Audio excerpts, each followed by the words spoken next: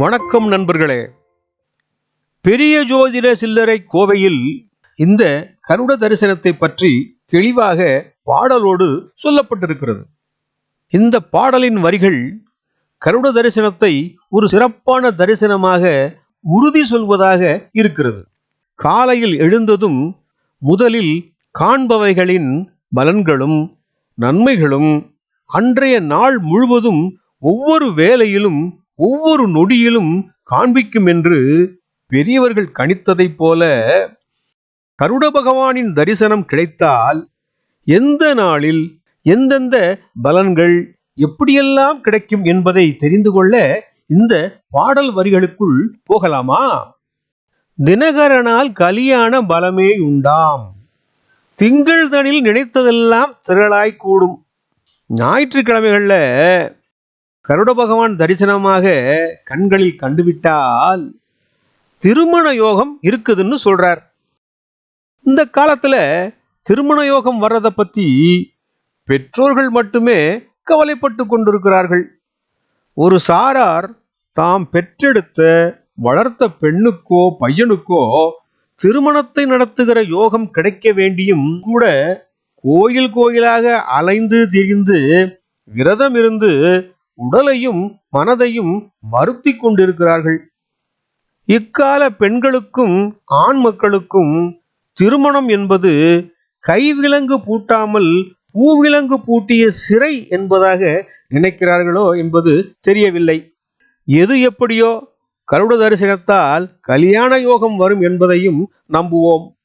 திங்கள் கிழமைகளில் நினைத்ததையெல்லாம் எக்கச்சக்கமாக நடந்தேறும்னு சொல்றார். வாரத்தின் முதல் நாளில் நினைத்ததெல்லாம் நடந்துவிட்டால் அந்த வாரம் முழுவதும் இன்பமாகத்தானே இருக்கும். திங்களன்று திட்டமிட்டு ஆரம்பிக்கிற நல்ல விஷயங்களெல்லாம் திங்களை போல குளிர்ச்சியாக மகிழ்ச்சியாக நடந்துவிடும் என்று பெரியவர்கள் சொன்னது போல கருட தரிசனமும் கிடைத்துவிட்டால் வெற்றியடைவதில் என்ன சந்தேகம்?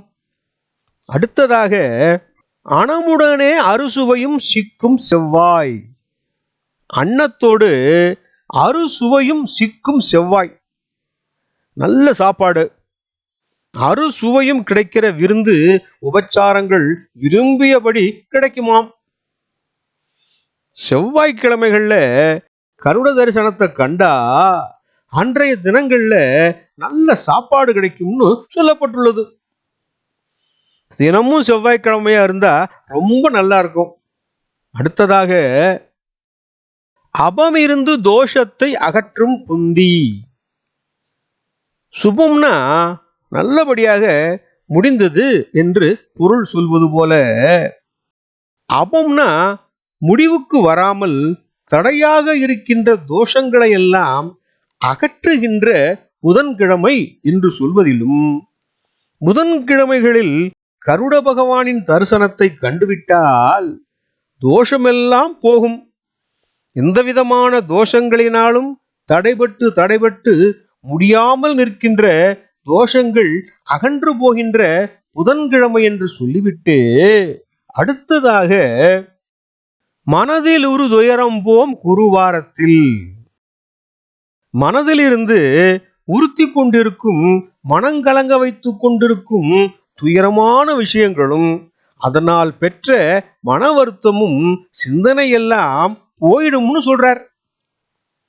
குருவாரம் என்கிற வியாழக்கிழமைகளில் கருட பகவானின் தரிசனம் கிடைக்க பெற்றால் மனதில் இருக்கின்ற துயரங்களும் துன்பங்களும் சங்கடங்களும் ஓடியே போகும்னு சொல்லிட்டு, அடுத்ததாக வளர்வெள்ளி தனக்கெடுக்கண் மாற்றி வைக்கும். வெள்ளிக்கிழமைகள்ல தனக்கு வருகின்ற கெட்டவைகளையும் இன்னல்களையும் கஷ்டங்களையும் மாற்றி வைக்குமாம். வெள்ளிக்கிழமைகள்ல கருட பகவானை தரிசித்து வழிபட்டு விட்டால் அன்றைய தினம் வருகின்ற துன்பங்களையும் கஷ்டங்களையும் மாற்றி காப்பார்னு சொல்கிறார். வெள்ளிக்கிழமைகள் மிகவும் சிறப்பு மிக்க கிழமைனாலும் கருட தரிசனம் பண்ணிக்கிட்ட வெள்ளிக்கிழமை துன்பங்களை மாற்றி மனதில் அமைதியை கொடுக்குங்கிறதில் சந்தேகமே வேண்டாம். அடுத்ததாக, கணசனி நாள் கம்பீர பலனே உண்டாம். கருடனை கண்டால் இதுவே கழறுவாயே. வாரத்தின் கடைசி நாளான நிறைவான சனிக்கிழமைகள்ல சிறப்பான பலனே கிடைக்குங்கிறார். கருட பகவானின் தரிசனம் செய்கின்ற சனிக்கிழமை மிகவும் சிறப்பான நாளாக இருக்குமா. எப்படியும் பெருமாள் கோயிலுக்கு போவோம், நிச்சயமா கருட பகவானின் தரிசனம் கிடைக்கத்தான் போகுது. கருட பகவான் நேரில் வானத்தில் காட்சி தரவில்லை என்றாலும் கோபுரத்திலும் சுவரின் கோணங்களிலும் அமர்ந்திருந்து அருள் பாலிப்பதையும் பார்த்திருக்கலாம். பார்த்து விட்டால் அப்புறம் என்ன, சிறப்பான பலன்தான் கிடைக்கும் அல்லவா. சரி, கருட பகவானுக்கும் கல்யாணத்துக்கும் என்ன சம்பந்தம் இருக்குதுன்னு கேட்கிறவங்களுக்காக சொல்கிறேன். ஞாயிற்றுக்கிழமை விடிஞ்சாச்சு. வீட்டில் கல்யாண வயசுல பொண்ணோ பையனோ இருக்காங்க. கல்யாணம் நடக்கவே மாட்டேங்குது. நல்ல அழகும் வசதியும் அதுக்கேத்த குணமும் நல்லபடியா இருந்தும் ஏன் கல்யாணம் நடக்கல? பிறகு என்ன, பையனுக்கும் பொண்ணுக்கும் ஏதாவது தோஷம் இருக்கும் அப்படின்னு ஊரும் உறவும் சொல்வது அதைத்தானே. அது இருக்கட்டும். அதே கவலையோட கோயிலுக்கு போய் கருட பகவானை தரிசனம் பண்ணிட்டா கல்யாண தோஷம் போயிடும். கல்யாண தோஷம் போயிடுச்சா அப்புறம் என்ன, மறுநாள் திங்கட்கிழமை.